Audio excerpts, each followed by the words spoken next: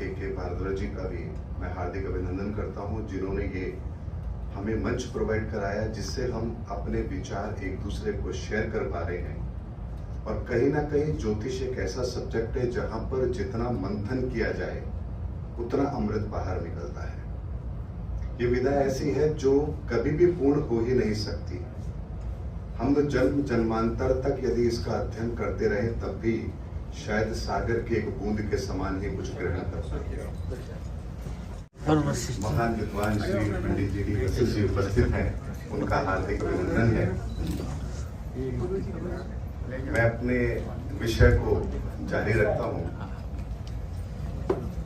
मैंने 2018 में शनि के गोचर पर एक अध्ययन किया था, और जब 120 साल का मैंने उसके गोचर का अध्ययन किया तो एक चीज मैंने उसमें पाई थी कि इस बार जो शनि का गोचर हो रहा है उसकी अपनी राशि में, ये कुछ विशेष है और पहले कभी भी इस तरह का परिवर्तन एक साथ लंबे समय तक मैंने नहीं देखा।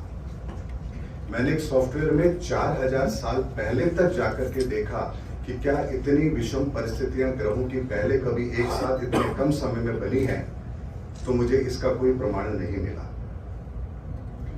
और उसका एक छोटा सा उदाहरण मैं आप लोगों के सामने रखता हूं। दिसंबर 2019 में ग्रहों की एक परिस्थिति बनती है, 6 ग्रह एक राशि में एकत्रित होते हैं, और उसके ठीक 4 माह के बाद मार्च के लगभग हमने कोविड महामारी को भारत में आते हुए देखा। फिर उसके कुछ समय बाद 15 अगस्त का गोचर यदि आप देखेंगे 2020 का, तो ग्रहों की एक अच्छी परिस्थिति बनी। बहुत से ग्रह अपनी शुभ राशि में थे, स्वय राशि में थे, उच्च राशि में थे। साधारण सी बात है, कोई बड़ी बात नहीं। लेकिन जब 2021 में दोबारा से इस चीज को देखा गया फरवरी माह के अंदर, तो वापिस से 6 ग्रहों की युति बनती है, और उसके ठीक कुछ माह पश्चात फिर कोविड की महामारी आती है और भयंकर रूप में आती है। मई 2021 का समय हम सब लोग जानते हैं। और उसके पश्चात अक्टूबर में फिर ग्रहों की एक अच्छी स्थिति बनती है, और 2 बार इस परिस्थिति का बनना और 1 वर्ष के अंदर बनना, ये कोई साधारण बात नहीं है। लेकिन उससे भी ज्यादा आश्चर्य की बात है कि 2022 में फिर ऐसी ही परिस्थितियों का निर्माण होता है, लेकिन इस बार 6 ग्रहों की युति ना होकर 7 ग्रहों की युति होती है, लेकिन 2 राशियों में होती है। यानी पिछली बार के प्रभाव को इस बार ग्रहों ने थोड़ा कम किया। और उसके बाद हम लोग देख रहे हैं कि कोविड के केसेस तो बढ़े हैं लेकिन नियंत्रण में है। लेकिन उसके साथ और बहुत सारी घटनाएं हो रही हैं।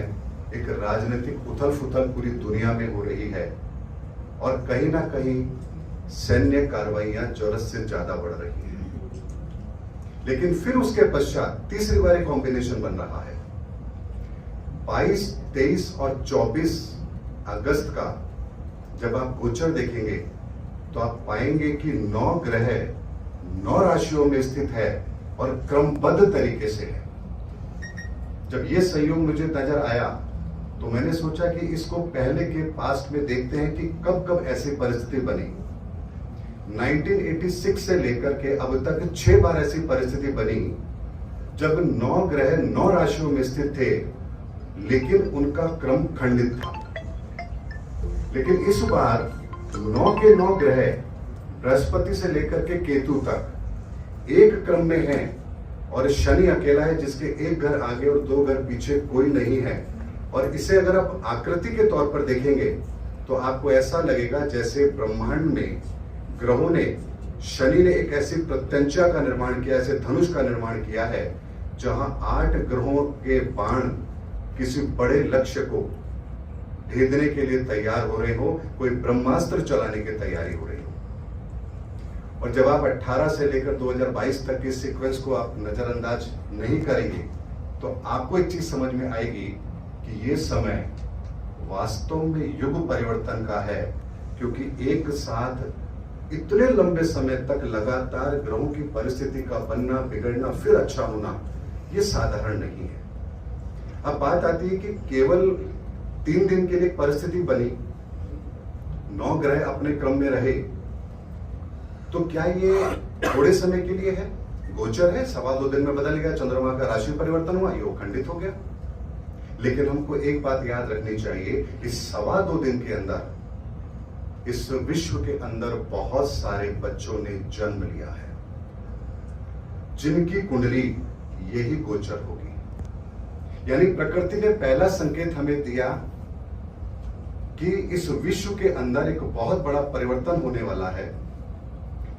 प्रत्येक मानव को आज के गोचर के आधार पर, उसकी कुंडली के महादशाओं के आधार पर, अंतरदशा के आधार पर, प्रत्यंतर के आधार पर कुछ ना कुछ फल देखने को मिलेगा, उसकी समस्याओं का समाधान भी मिलेगा। लेकिन इसी गोचर में कुछ बालक ऐसे जन्म लेंगे जो आने वाले समय के अंदर प्रकृति के इसी परिवर्तन को अपने हाथों से आगे लेकर जाएंगे।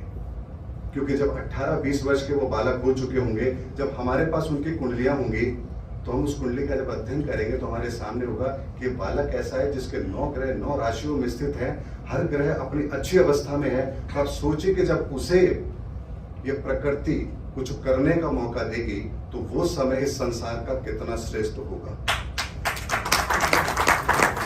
इसीलिए गोचर के महत्व को जब हम समझते हैं तो हमें एक बात समझनी चाहिए कि आज का अच्छा गोचर भविष्य के अंदर एक अच्छे व्यक्ति का निर्माण कर रहा है, और आज का अशुभ गोचर भविष्य के लिए किसी ऐसे व्यक्ति को तैयार कर रहा है जो समाज के लिए विध्वंस पैदा करेगा। इसीलिए इस गोचर का भी जब हम अध्ययन करते हैं तो हमें इस बात का ध्यान रखना चाहिए, बालक का जन्म, हमारे कर्म संस्कार और भी बहुत सारी चीजें हैं, अगर शुभ गोचर में हो तो भविष्य में उसके अच्छे परिणाम मिलना निश्चित है। इसीलिए इस समय पर जो ग्रहों का अद्भुत संयोग बन रहा है, ये वास्तव में बहुत ही शानदार है। और अब ऐसा संयोग 2025 में बनेगा, अप्रैल के आसपास, और तब एक भयंकर विनाशकारी लीला इस संसार में लिखी जाएगी। क्योंकि जो सिनेरियो बन रहा है 2018 से हम देखते आ रहे हैं, तो ये इंडिकेशन दे रहा है कि 2025 में दुनिया एक युद्ध के मुहाने पर खड़ी होगी, और उसके पश्चात, युद्ध के पश्चात जो कुछ शेष बचेगा उसी को लेकर के संसार आगे बढ़ेगा, और एक नई तरह की पद्धति, शासन पद्धति, अर्थव्यवस्थाएं, इसको लेकर संसार आगे चलेगा। और शायद फिर हजारों साल तक इस तरह की परिस्थिति दोबारा नहीं बनेगी। इसलिए हम बहुत भाग्यशाली हैं कि इस विश्व के अंदर इतने बड़े परिवर्तन, युग परिवर्तन के समय पर हमें ईश्वर ने भी कोई जिम्मेदारी दी है, और ये नियति ने बहुत पहले से तय कर लिया था। हम तो सिर्फ इस समय पर एक साथ इकट्ठे हो रहे हैं, और इस समय का सदुपयोग हमें करना चाहिए, ताकि इतिहास में हमें भी याद रखा जा सके कि हमने भी इस युग परिवर्तन में अपना कुछ योगदान इस संसार के लिए दिया। बहुत अच्छा। आप सभी का बहुत बहुत धन्यवाद मुझे समय देने के लिए। जय हिंद, जय भारत।